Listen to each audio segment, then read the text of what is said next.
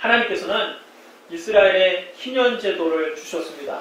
너희는 7 안식년을 계수할지니 이 7년이 7번인즉 안식년 7번 동안 곧 49년이라 7번째 열흘날은 속죄일이니 너는 뿔나팔 소리를 내되 전국에서 뿔나팔을 크게 불지며 너희는 50년째 해를 거룩하게 하여 그 땅에 있는 모든 주민을 위하여 자유를 공포하라. 이 해는 너희에게 희년이니 너희는 각각 자기의 소유지로 돌아가며 각각 자기의 가족에게로 돌아갈지며 그 50년째 해는 너희의 희년이니 너희는 타종하지 말며 스스로 난 것을 거두지 말며 가꾸지 아니한 포도를 거두지 말라. 이는 희년이니 너희에게 거룩함이니라. 너희는 밭의 소출을 먹으리라. 이 희년에는 너희가 각각 자기의 소유지로 돌아갈지라. 희년은 50년마다 돌아옵니다. 속죄일에 희년의 뿔나팔이 전국에 크게 울리면 모든 빚이 일시에 탕감됩니다. 종으로 팔려간 사람들은 자유를 얻고 각각 자기 가족에게로 돌아옵니다. 돈이 없어서 다른 사람에게 넘어갔던 토지도 본래의 주인에게로 되돌아갑니다.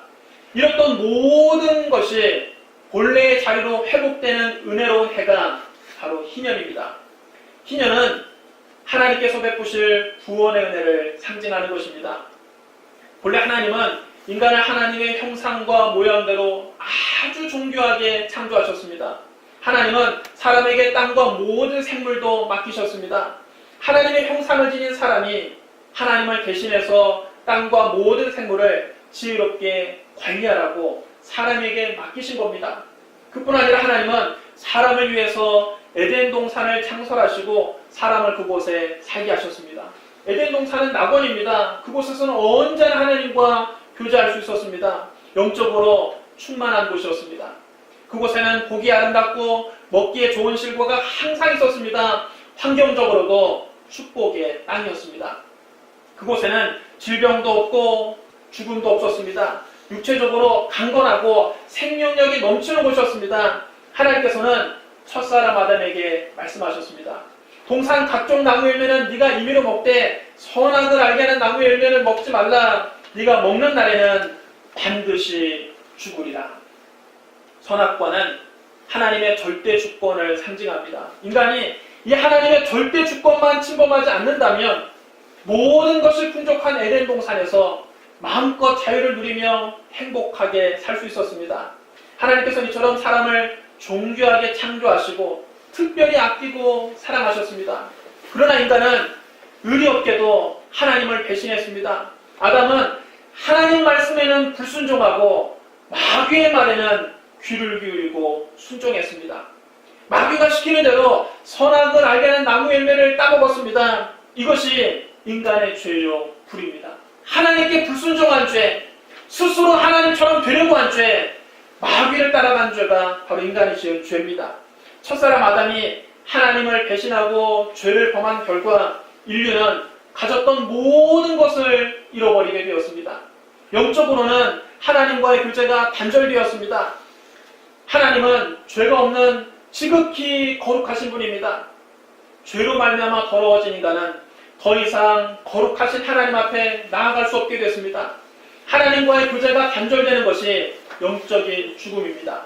인간은 하나님의 형상과 모양대로 지음을 받았기 때문에 하나님과 교제하지 못하면 그 영은 이미 죽은 것입니다. 육체적으로는 살아있다 하나 그 영은 죽은 상태입니다.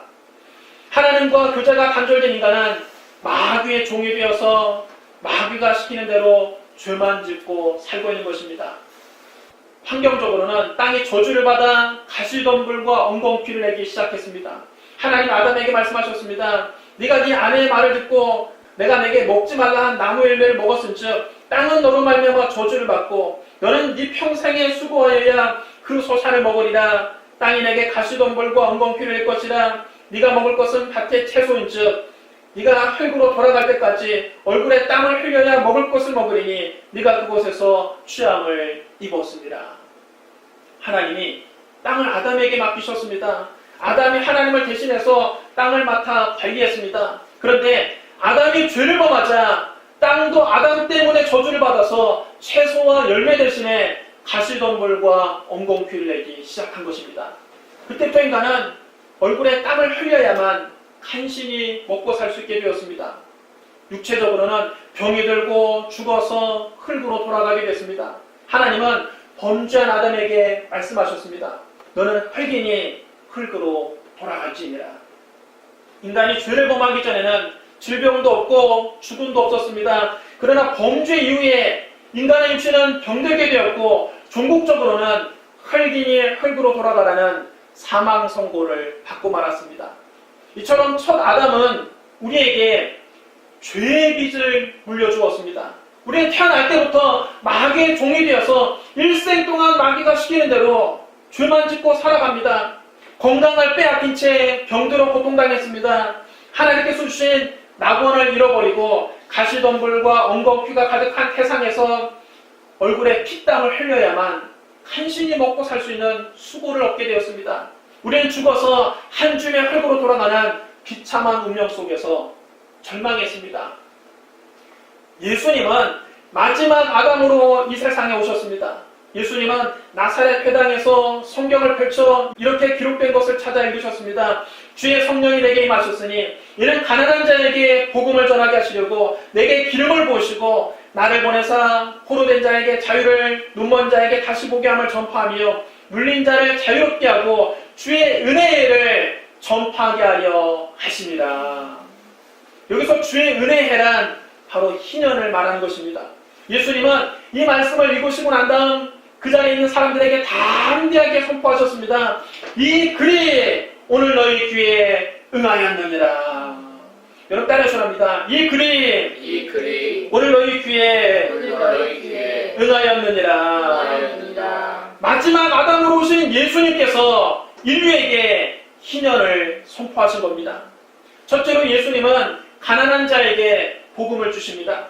예수님께서 이 말씀을 하신 곳은 나사렛 회당이었습니다. 나사렛은 당시 유대의 빈민촌이었습니다. 그곳에는 병든 사람들, 소외되고 버림받은 사람들, 죄짓고 도망온 사람들, 주로 가난한 계층이 모여 살았습니다.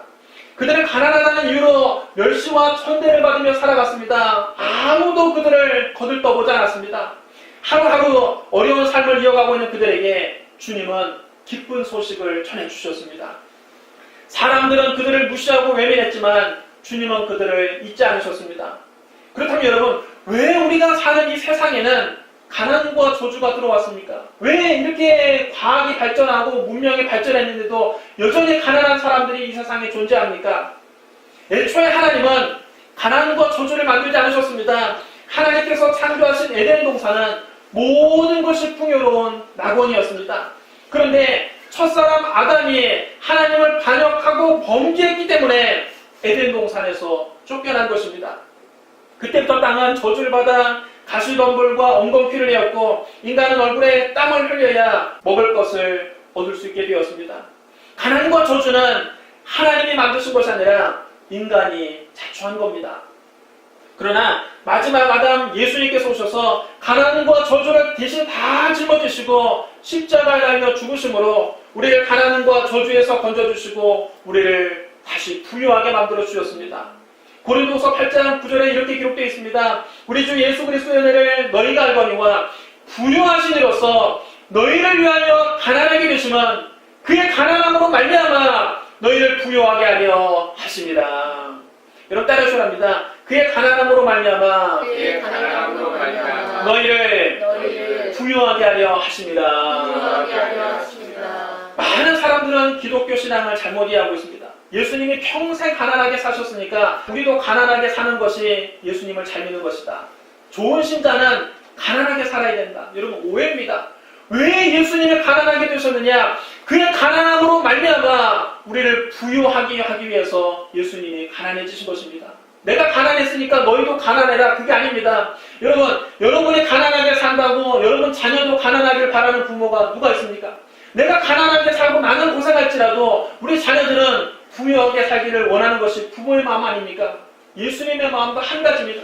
우리의 가난을 예수님이 대신 짊어지신 것입니다. 본래 예수님은 하늘과 땅을 지으신 창조주 하나님이십니다. 온 우주가 다 주님의 것입니다. 세상에서 가장 부유하신 분입니다. 왜 그 부유하신 하나님의 아들이 그렇게 가난하게 되셨습니까? 왜 유랑도 없이 마국간의 말구의 유인 가장 가난한 집 아들이 되셨습니까? 여우도 굴이 있고 공중에 새도 집이 있는데 왜 우리 예수님은 일평생 머리둘 곳조차 없이 가난하게 사셨습니까? 우리의 가난을 예수님이 대신 짊어지신 겁니다. 우리를 부유하게 하시려고 예수님이 대신 가난해지신 것입니다. 첫사람 아담이 범죄함으로 잃어버린 부유를 우리에게 회복시켜 주시려고 주님이 대신 가난해지신 겁니다. 그리스도의 십자가 대속으로 이제 우리의 삶에 가난과 저주는 물러가고 하나님이 주시는 부유와 축복이 임하게 된 것입니다. 예수님은 물질적으로 가난한 사람들뿐만 아니라 영적으로 가난한 사람들에게도 복음을 전해주셨습니다. 주님은 말씀하셨습니다. 심령이 가난한 자는 복이 있나니 천국이 그들의 것이며.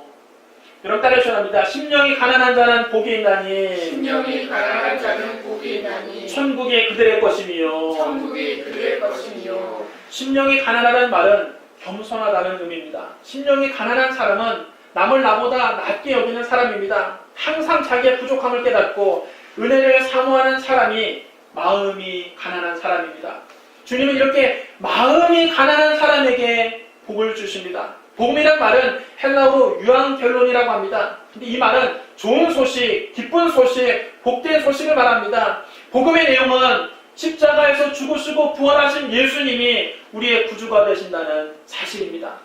마음이 가난해지지 않으면 이 복음이 들리지 않습니다. 아무리 교회에서 복음을 외쳐도 마음이 가난해지지 않은 사람은 그 말이 귓등으로도 들리지 않습니다.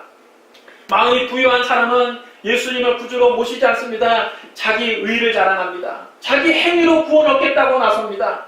그런 사람은 절대로 하나님 앞에 나아갈 수 없습니다. 성경은 단언합니다. 의는 없나니 하나도 없으며 율법의 행위로 그의 앞에 의롭다 하심을 얻을 육체가 없나니 율법으로는 죄를 깨달음이니라. 모든 사람이 죄를 범하였음에 하나님의 영광이 이르지 못하더니. 여러분, 자기의 행위로 하나님 앞에 나아갈 수 있는 사람 한 사람도 없다는 뜻입니다. 하나님의 절대적인 기준을 만족시키는 의인은 이 세상에 한 사람도 없습니다. 율법의 행위로 하나님 앞에 당당히 설 수 있는 사람은 단 한 명도 존재하지 않습니다. 모든 사람이 다 죄를 범하였기 때문에 자기 행위로 하나님의 영광에 이룰 수 있는 사람은 없습니다. 그러나 심령이 가난해져서 예수 그리스도의 십자가 보혈을 의지하면 값없이 의롭다 하심을 얻게 됩니다. 성경 말씀합니다. 그리스도 예수 안에 있는 속량으로 말미암아 하나님의 은혜로 값없이 의롭다 하심 얻은 자 되었느니라. 여러분, 이것이 복음입니다. 여러분, 이것이 은혜입니다. 우리는 오직 하나님의 은혜로만 의롭다 하심을 얻을 수 있습니다. 우리는 오직 예수 그리스도의 믿음으로만 구원받을 수 있습니다. 로마서는 담대하게 우리에게 말씀합니다. 이 예수를 하나님이 그의 피로써 믿음으로 말미암는 화목제물로 세우셨으니 이는 하나님께서 길이 참으시는 중에 전에 지은 죄를 간구하심으로 자기의 의로우심을 나타내려 하시니 곧 이때에 자기의 의로우심을 나타내사 자기도 의로우시며 또한 예수 믿는 자를 의롭다 하려 하심이라. 그런즉 자랑할 데가 어디냐? 있을 수 없느니라. 무슨 법으로냐? 행위로냐? 아니라 오직 믿음의 법으로니라. 그러므로 사람이 의롭다 하심을 얻는 것은 율법의 행위에 있지 않고 믿음으로 되는 줄 우리가 인정하노라. 여러분, 사람이 의롭다 하심을 얻는 것은 율법의 행위에 있지 않고 오직 예수 그리스도를 믿음으로만 의롭다 하심을 얻을 수 있는 것입니다. 감히 어디 자기 행위를 나타냅니까? 감히 어디 자기 의를 드러냅니까? 하나님 앞에 자기 행위를 드러냈다가는 죽음밖에 없는 것입니다. 요한계시록에서 주님은 스스로 부유해서 부족함이 없다고 생각하는 라오디게아 교회를 책망하셨습니다. 네가 말하기를 나는 부자라 부유하여 부족한 것이 없다나 네 곤고한 것과 가련한 것과 가난한 것과 눈먼 것과 벌거벗은 것을 알지 못하는도다. 내가 너를 권하노니 내게서 불로연단한 금을 사서 부유하게 하고 흰옷을 사서 입어 벌거벗은 수치를 보이지 않게 하고 안약을 사서 눈에 발라 보게 하라. 세상 사람들은 자기가 잘난 줄 알고 하나님 앞에 자기 일을 자랑합니다. 자기가 부유한 줄 알고 자기 부를 자랑합니다. 그러나 하나님이 보실 때는 너무 가난하고 너무 불쌍하고 너무 비참한 죄인이라는 것입니다. 예수님 없으면 형편없는 죄인이라는 것입니다. 예수님에게서 불로 연단한 금을 사서 부유하게 해야 하나님 앞에 설 수 있습니다. 예수님에게서 흰옷을 사서 입어서 벌거벗은 수치를 면해야 하나님 앞에 설 수 있는 것입니다. 예수님이 주시는 안약을 사서 눈에 발라 다시 보게 해야 하나님 앞에 설 수 있다는 것입니다. 예수 없이는 그 누구도 하나님 앞에 설 수 없습니다. 예수님은 가난한 자에게 기쁜 소식을 전하려고 오셨습니다. 물질적으로 가난한 사람은 예수님을 만나면 부유해지고, 마음이 가난한 사람도 예수님을 만나면 영적인 목마름을 해결하고 은혜로 충만하게 됩니다. 우리 주님은 마음이 가난한 사람들에게 복음을 주시고 삶이 가난한 사람을 부유하게 하십니다. 그러므로 오늘 가난한 마음으로 예수님 앞에 나오십시오. 그러면 예수님께서 여러분의 마음과 삶에 복을 넘치도록 부어주십니다. 새해 예수님이 주시는 복음과 복을 넘치도록 받게 되시기를 주님의 이름으로 축복합니다. 둘째로 예수님은 포로된 자에게 자유를 주십니다. 포로되었단 말은 사탄에게 사로잡혔다는 것을 의미합니다. 인간이 범죄하고 타락한 이후 사탄은 사람들을 포로로 잡고 그 영혼을 도둑질하고 죽이고 멸망시키는 일을 하고 있습니다. 그 결과 사람들이 여러 가지에 묶여서 포로되어 살아갑니다. 삶의 여러 가지 문제로 인해서 염려, 근심, 걱정에 포로가 되어 있습니다. 아무도 걱정 안 하는 날이 없습니다. 우리가 이 세상 살면서 늘 마음속에 염려와 근심 우리를 사로잡고 우리를 포로 삼고 있습니다. 또 어떤 사람은 죄책감과 수치심, 미움과 분노, 원망과 불평, 부정적인 생각과 과거의 상처에서 헤어나오지 못합니다. 거기에 포로가 되어서 마음의 고통이 끊일 날이 없습니다. 또 어떤 사람은 도박이나 마약의 포로가 되어서 자신의 일생을 파멸로 몰아가기도 합니다.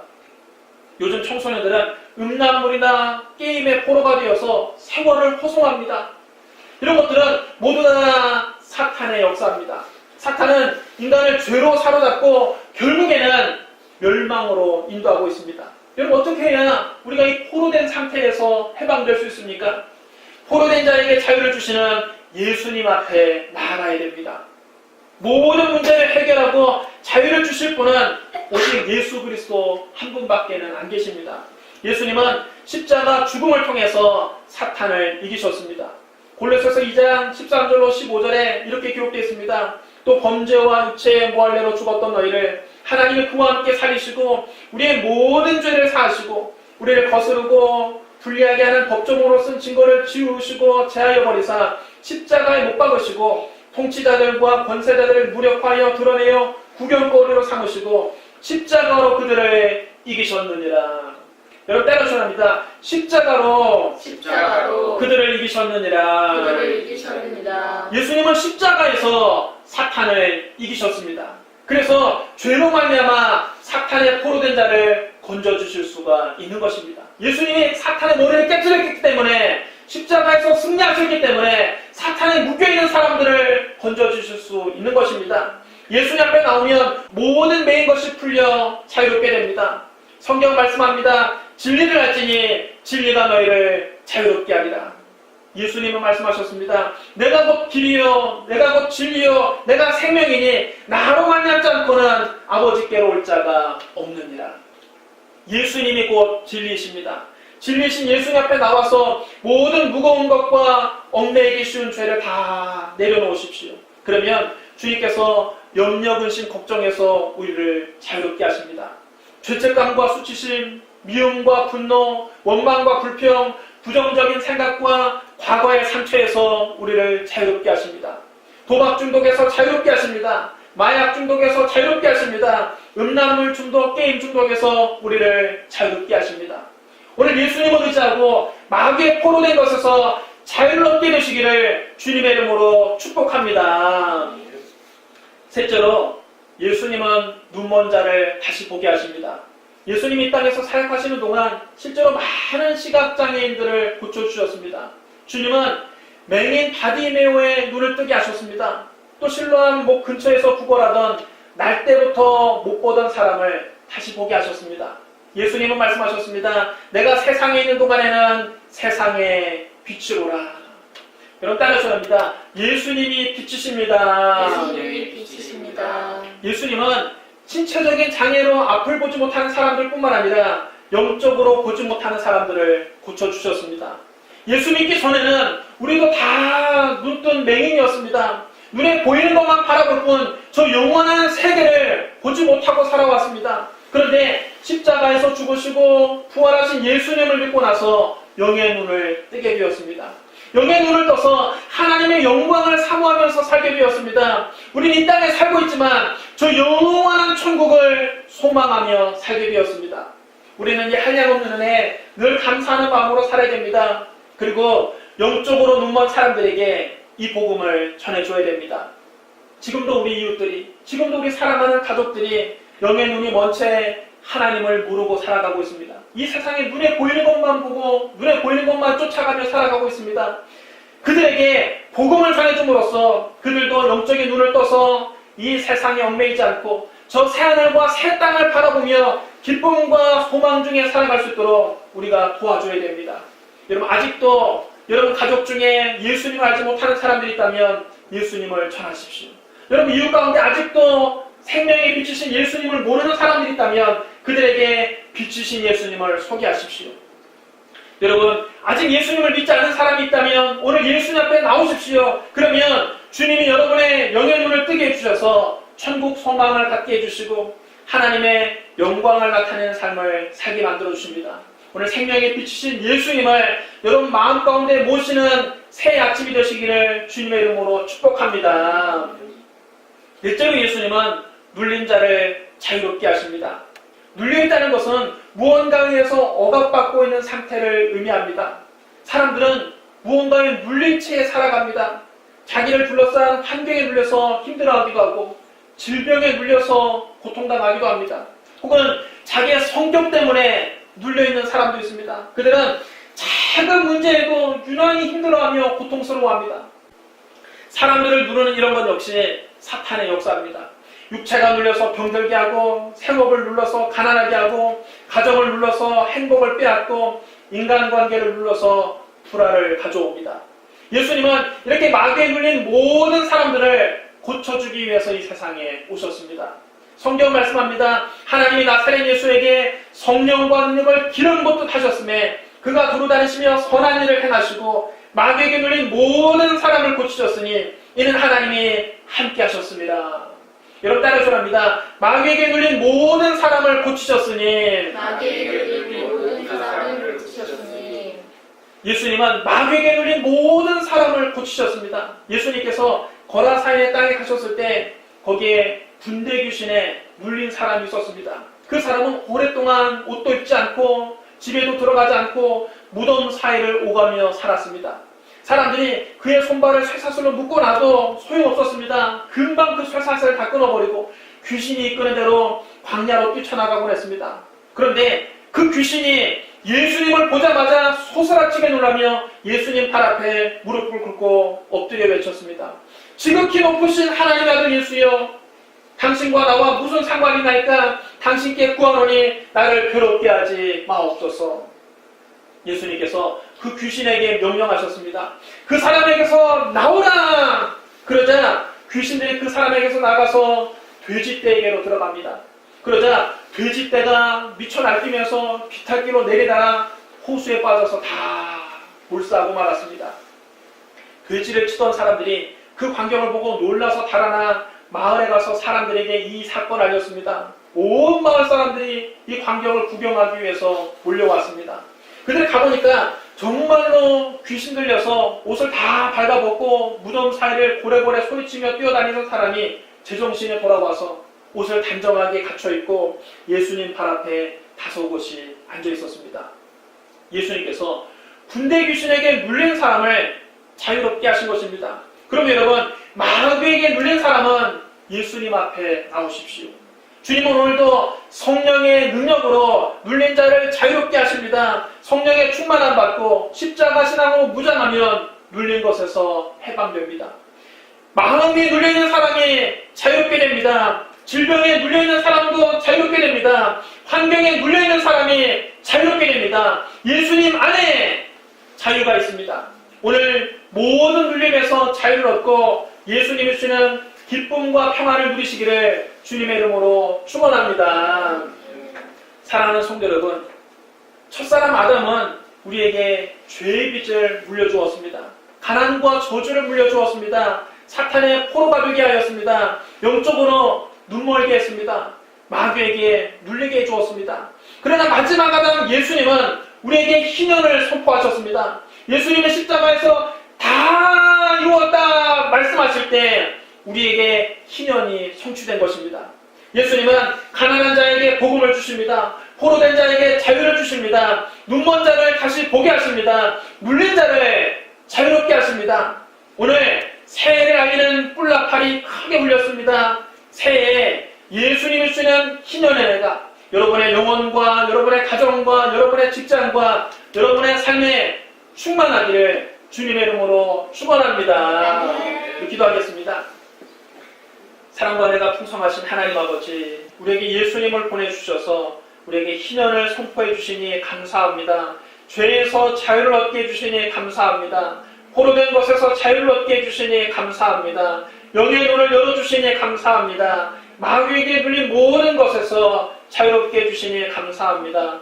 2019년 한 해 예수님 모시고 예수님만 의지하고 예수님만 따라가고 예수님과 함께 복을 얻는 한 해가 되게 하여 주시옵소서. 희년의 은혜가 우리 성도들의 삶에 넘치도록 임하게 하여 주옵소서. 예수님 이름으로 축복하며 기도드리옵나이다. 아멘.